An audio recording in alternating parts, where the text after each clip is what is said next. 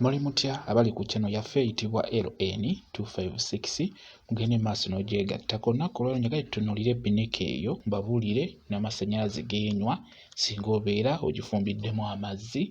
Ebinika eyo nneneko, nnene ddala okusinga ku eri gye nasoose okubalaga. Ebinika eno nnene, mugyetegereze bulungi mugirabe nga bwe yenkana. Ebinika eyo enywera ddala amasanyalaze. Ebinika eyo bw'oteekamu amazzi ne gajjula bulungi galina okukoma n'ogiteeka ku masanyalaze enywa sekendi 38.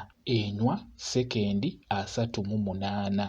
Si uniti wabula sekendi, ekyo nsubira mu kitegeera balina yaka, enywa sekendi 38. Just olufumba lumu bwe luti kye njagadde obbalaga nti Ebinika eyo enywera ddala enywa amasanyalaze.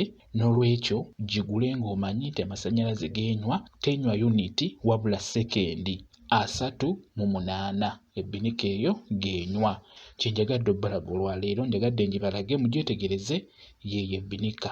Mwebale kubeera ku channel yaffe eyitibwa LN256 mugende mu maaso n'ogyegattako, kigenda kubeera kirungi nnyo. Mbeere bulungi, mweraba.